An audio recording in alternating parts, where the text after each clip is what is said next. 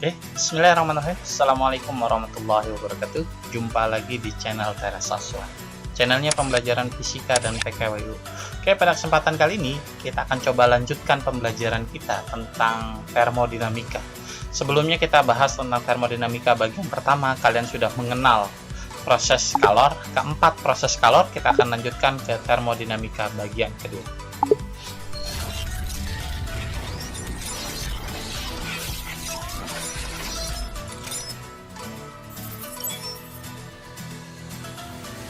Termodinamika. Nah, di sini akan kita bahas yang pertama adalah tentang hukum termodinamika. Hukum termodinamika itu ada dua. Yang pertama adalah hukum termodinamika 1. Ya, hukum 1 termodinamika ini menggambarkan secara singkat ya. Hukum 1 termodinamika ini tentang apa? Tentang kekekalan energi. Oke. Di sini harus kamu pahami hukum 1 termodinamika itu tentang kekekalan energi. Sebentar saya ambil. Oke, ya. Tentang apa? Kekekalan energi. Kekekalan energi. Jadi kalau ditanya hukum 1 termodinamika tentang apa? Tentang kekekalan energi. Jadi dia beranggapan bahwa energi dari suatu sistem itu selalu kekal. Jadi tidak ada energi yang terbuang, melainkan akan menjadi dalam bentuk energi lain. Nah, makanya kita bilang adalah delta Q itu sama dengan delta U. Ketika apa? Ketika tidak ada usaha sama sekali. Ketika tidak ada usaha sama sekali yang bekerja, maka delta Q sama dengan delta U. Atau secara hukum 1 termodinamika tadi Q, ya jumlah kalor itu sama aja dengan perubahan energi dalam. Ya, delta U itu adalah perubahan energi dalam ditambah kerja yang dilakukan. Jadi selalu usaha kalor yang dimasuk itu sama saja dengan perubahan energi dalam itu sendiri ditambah dengan kerja yang dilakukan. Oke. Berikutnya kita akan bahas tentang kalor jenis gas. Kalor jenis gas dari hukum 1 termodinamika itu bilang adalah dQ sama dengan du tambah dw. Artinya perubahan energi kalor sama dengan perubahan energi dalam ditambah perubahan usaha atau kerja. Oke. Nah, jumlah kalor yang diperlukan dari atau dilepas itu oleh gas untuk menaikkan dan menurunkan suhu tiap satuan itu kita sebut dengan kapasitas kalor. Ingat ya, jumlah kalor yang untuk menaikkan 1 derajat Celcius itu kita sebut dengan kapasitas kalor.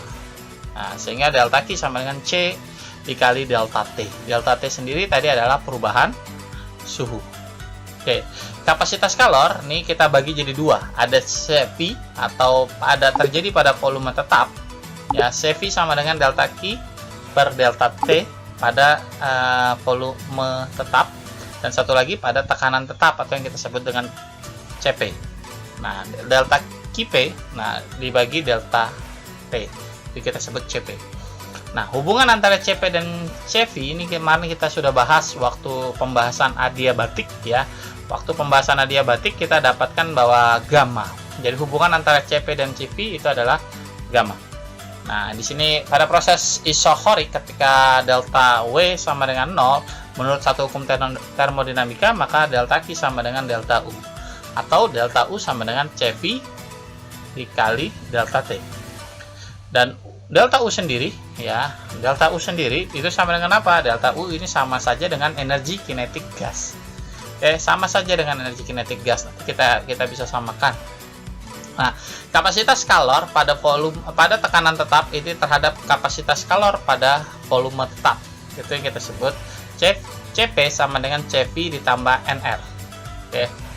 Nah, sehingga nih gamma atau tetapan Laplace itu kemarin kita bahas pada saat adiabatik itu Cp per Cv. Ingat ya, kapasitas kalor pada tekanan tetap dibagi dengan kapasitas kalor pada volume tetap.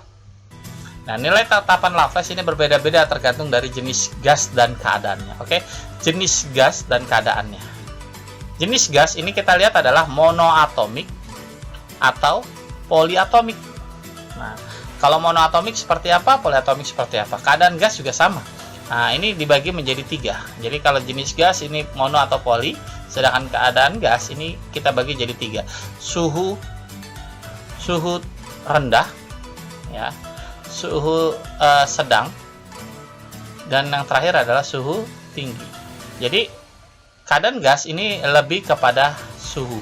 Suhunya berapa suhunya? Suhu rendah, sedang, atau tinggi. Jadi ini akan membedakan nanti keadaannya. Oke, yang pertama kita bahas adalah gas monoatomik. Nah, gas monoatomik ini kita menggunakan apa? Sama seperti waktu kita belajar energi kinetik gas.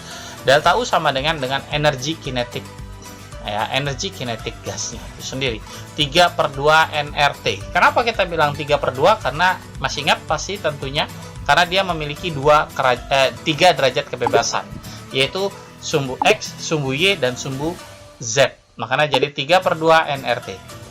Nah, makanya di sini kita dapat CP itu sama saja dengan 3/2 nR. Ya, 3/2 nR. Oke, lanjut. Nah, kapasitas kalor pada tekanan tetap gas monoatomik itu sama dengan CP sama dengan 5/2 nR. Nah, sehingga apa? Nah, biasanya CP dan CV, nah CP dan CV, kamu perhatikan di sini ini CP-nya 3/2 nR, ini pada volume tetap. Nah, ini pada tekanan tetap. Nah, CP-nya sama dengan ini pada tekanan tetap ya, betul. Nah, jadi berapa? Jadi CP per CV. Ya, CP per CV. Nah, tadi kan CP kita punya 5/2 nR gitu ya. Ini kita punya 3/2 nR. Nah, kalau kita coret, coret 2-nya jadi 5/3 atau 1,67. Itu pada gas monoatomik.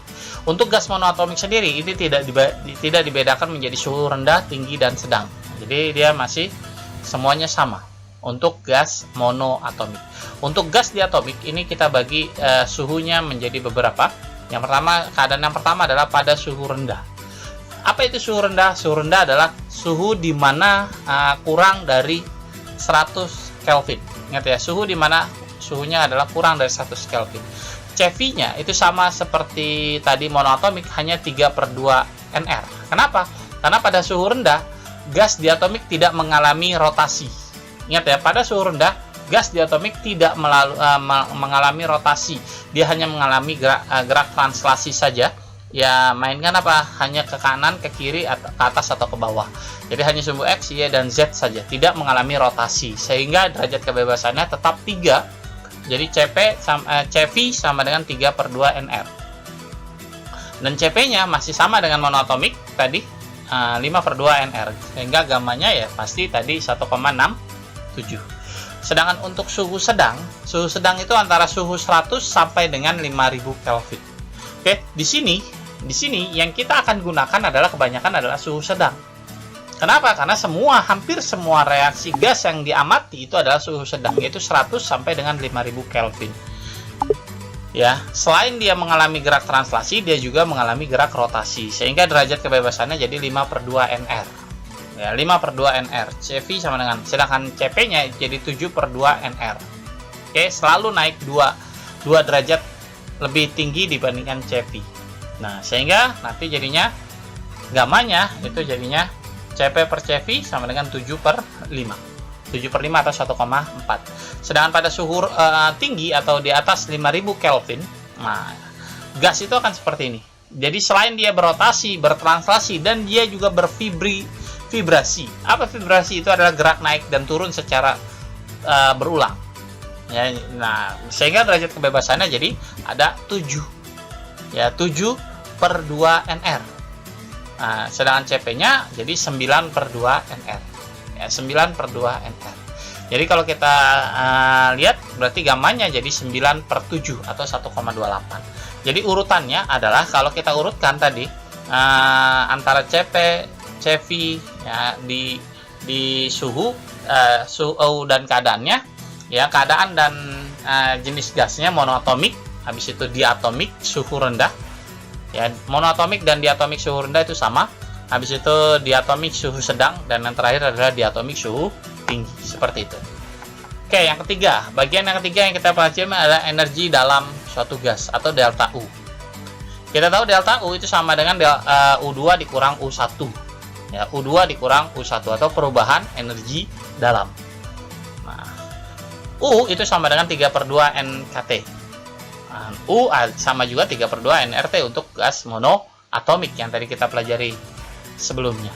Dan untuk gas diatomik standarnya adalah 5/2. Kenapa standarnya adalah 5/2? Karena memang suhu yang kita amati di sini akan banyak ke bagian suhu sedang atau 5/2. Ya. Lanjut. Perubahan energi dalam untuk gas monoatomik itu jadi 3/2, bisa juga sebagai 3/2 NKT atau 3/2 nRT, sama saja. Ya. Sedangkan untuk gas diatomik 5/2. Jadi ingat, jadi energi dalam itu identik dengan energi kinetik gas. Sekali lagi, kesimpulannya berarti apa? Energi dalam, perubahan energi dalam itu sama saja dengan energi kinetik gas. Tinggal lihat monoatomik atau diatomik. Kalau monoatomik 3/2, kalau diatomik 5/2. Jadi tinggal kamu perhatikan nanti di soal itu apa. Oke, lanjut. Hukum 2 termodinamika. Tadi hukum 1 termodinamika itu tentang kekekalan energi, sedangkan hukum 2 termodinamika ini pada dasarnya adalah tentang apa? Tentang efisiensi. Pada roda yang diputar, ya, terjadi perubahan usaha atau energi kinetik menjadi kalor. Oke. Terus menurut rumus Kelvin Planck ini tidak mungkin mesin yang bekerja dalam satu siklus itu menerima kalor dari sebuah sumber atau reservoir dan mengubah kalor itu 100% menjadi usaha. Tidak akan mungkin. Pasti akan ada apa? Ada kalor yang dibuang. Ya, pasti ada kalor yang dibuang. Itu yang kita sebut dengan efisiensi. Jika banyak kalor yang dibuang dibandingkan yang menjadi usaha, berarti efisiensinya rendah. Jadi kita membandingkan antara apa? Usaha yang dilakukan, yang didapat, dibandingkan dengan jumlah kalor yang masuk. Itu menurut Kelvin Planck. Kalau menurut Clausius, ini apa? Tidak akan mungkin membuat mesin bekerja suatu siklus itu mengambil kalor dari sumber reservoir yang mempunyai suhu rendah dan memberikannya ke sumber yang reservoir suhu tinggi tanpa melibatkan usaha dari luar. Jadi bedanya kalau Kelvin Planck ini adalah tentang mesin kalor, ingat ya, tentang mesin kalor. Jadi mesin kalor, yang ini tentang mesin pendingin. Oke, mesin pendingin. Jadi kita nanti mesti bedakan antara mesin kalor dan mesin pendingin. Mesin kalor kita kan, ini kita lihat di sini. Ini adalah satu siklus ya, satu siklus dari suatu mesin kalor. Jadi pada suhu yang tinggi ya, tidak akan mungkin kalor itu yang masuk. Kalor yang masuk akan 100% menjadi usaha, tidak ada kalor yang dibuang, nggak akan mungkin. Yang mungkin adalah ketika kalor yang masuk akan menjadi usaha plus akan menjadi Q2. Sehingga Q1 sama dengan W ditambah Q2. Ya. Tidak akan mungkin juga kalor yang keluar, yang masuk dari suhu rendah ini pada mesin pendingin, C dan D ini ada terjadi pada mesin pendingin, ya, akan dibuang 100% pada suhu tinggi. Tidak akan mungkin. Ya, begitu juga tetap harus ada apa? Ada usaha yang bekerja.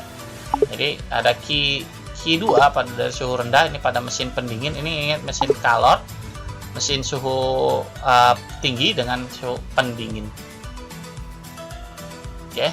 Jadi kamu mesti bedain antara mesin kalor dan pendingin. Oke, kita akan bahas mesin kalor. Ya, siklus kita harus bahas dulu siklus. Apa sih siklus? Siklus itu adalah rangkaian proses yang berjalan sedemikian rupa sehingga akhirnya kembali lagi pada keadaan semula. Itu yang kita sebut dengan siklus.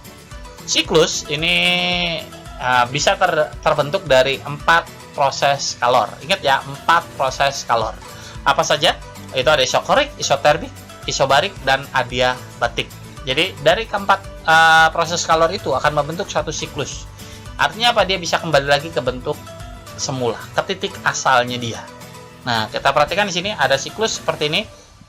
Nah, berarti luas di dalam suatu siklus itu sama saja dengan usaha. Ingat ya, luas di dalam suatu siklus itu sama dengan usaha. Proses yang terbentuk, pada mesin Carnot ini bekerja secara reversible atau dapat bekerja bolak-balik yang ideal, ya, bekerja dengan 2 proses isotermik dan proses adiabatik pada mesin Carnot. Nah, kita lihat di sini grafik mesin Carnot seperti ini. Ya, ini grafik mesin Carnot. Jadi ada 4 proses. Ada proses dari A ke B, ya A ke B ini adalah proses isotermik. Dari proses B ke C ini adalah proses adiabatik, dan dari C ke D ini adalah isotermis suhu rendah, balik lagi ke adiabatik ya. Ada adiabatik ekspansi. Ini B ke C itu ada adiabatik ekspansi, artinya apa?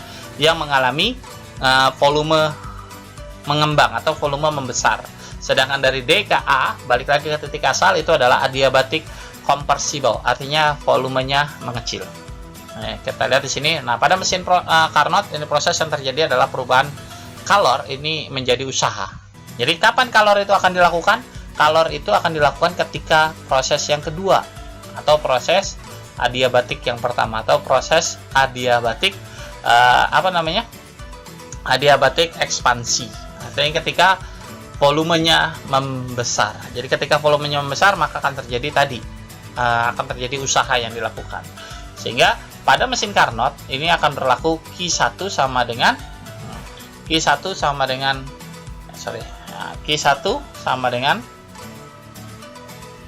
W ditambah Q2.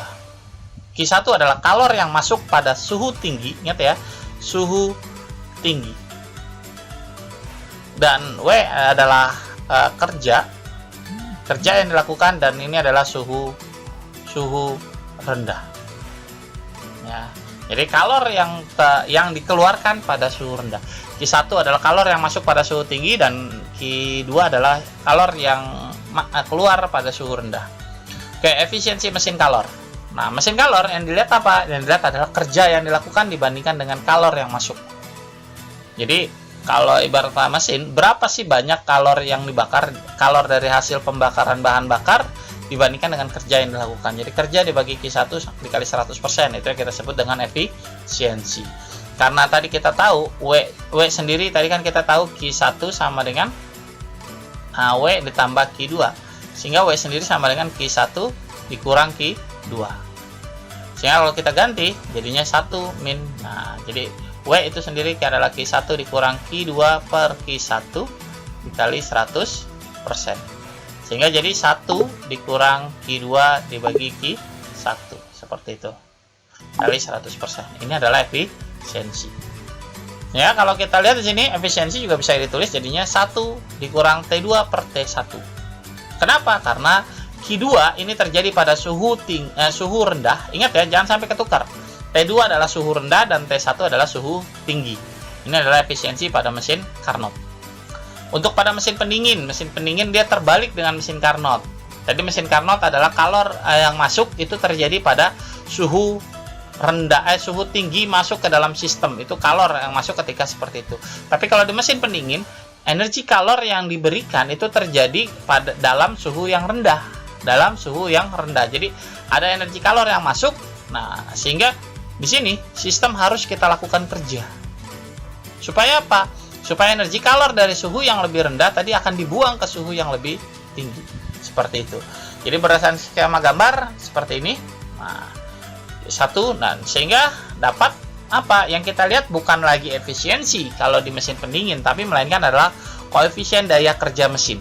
Yang kita bandingkan adalah Q2 dibagi W. Berapa sih kalor yang dari suhu rendah ini yang dibuang? Ya, yang dibuang dibandingkan kerja yang dilakukan. Berarti Q2 per W. Koefisien dayanya adalah Q2 per W. Atau terjadi pada T2 dibagi T1 dikurang T2. Ini yang kita sebut dengan bukan efisien, tapi koefisien daya kerja, bukan efisiensi.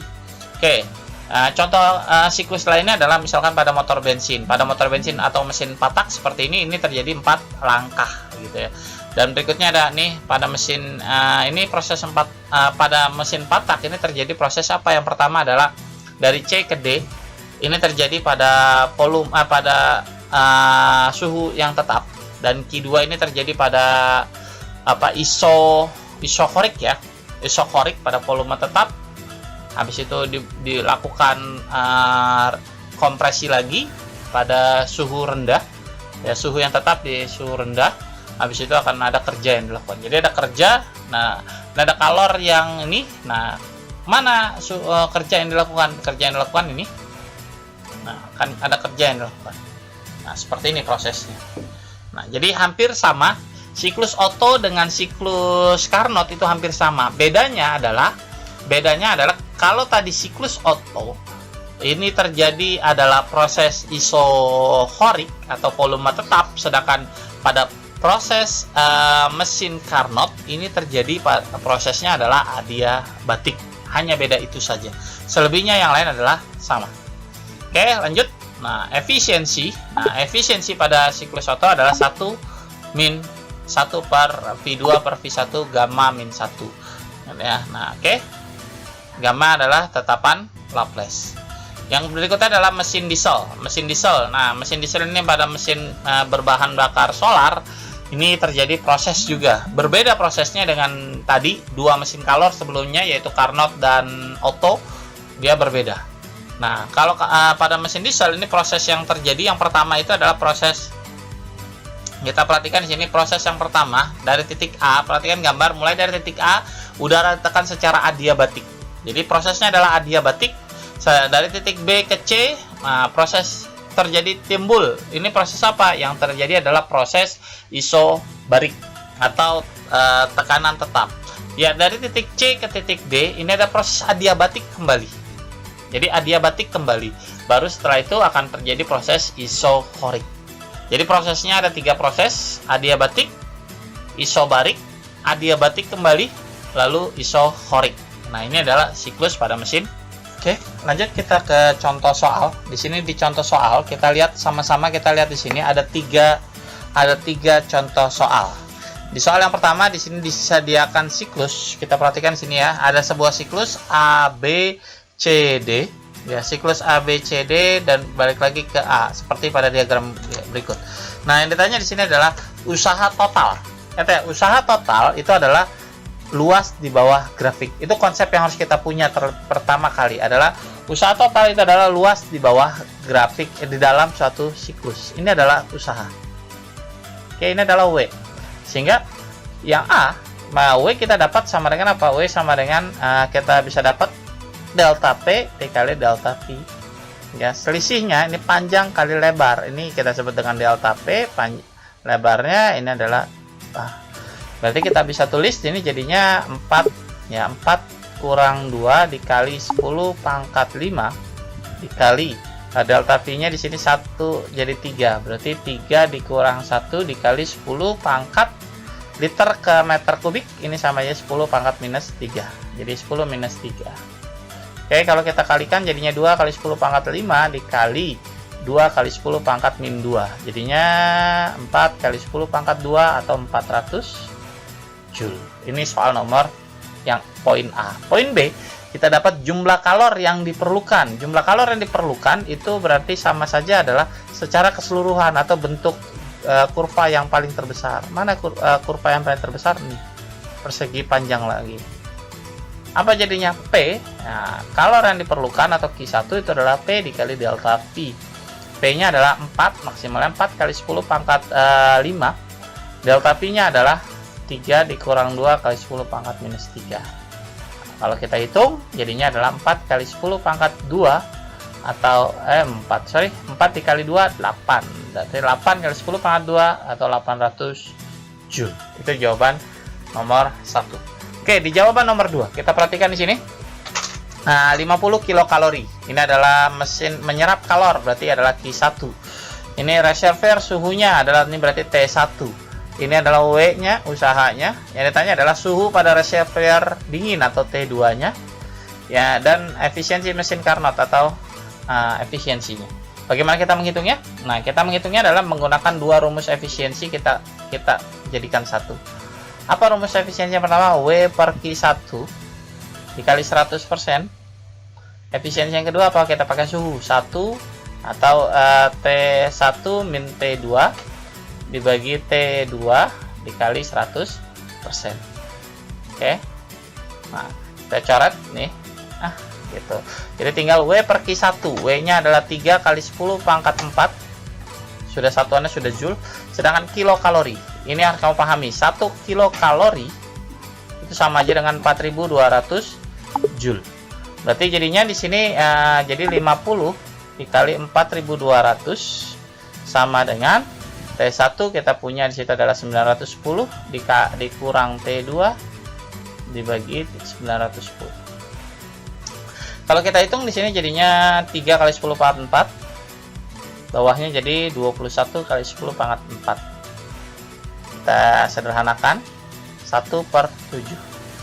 Kita kali silang 910 min T2 ini 910. Kita kali silang jadinya adalah saya tulis di sebelahnya ya, saya tulis di saya tulis di atas di bawah aja ya. Jadi 910/7 ya. Ini pindah ruas jadi min 910 sama dengan minus T2. Oke, kalau kita hitung di sini 910 dibagi 7 itu adalah 130 dikurang 910 jadinya 780 ya, minus 780 minus T2 sehingga T2 nya adalah 780 ya, T2 nya berarti 780 Kelvin. Oke, itu adalah T2. Oke, poin B kita hitung di bagian atas. Oke, agar tidak ini saya balikin. Poin B ini nomor 2, ini yang A, ini adalah nomor 2 yang A, ini 2 yang B. Kita hitung di sini 2 yang B kita pakai apa? Rumus efisiensi kan sederhana. Kita boleh ambil salah satu. Berarti W per Q1 dikali 100%. Jangan lupa dikali 100%. W-nya kita punya tadi di situ ada 3 kali 10 pangkat 4 dibagi 50 kali 4200. Jadinya ini kita bisa ketemu tadi berapa? 1/7 ya, kali 100% 100%. Atau jadinya 1/7 dikali 100%.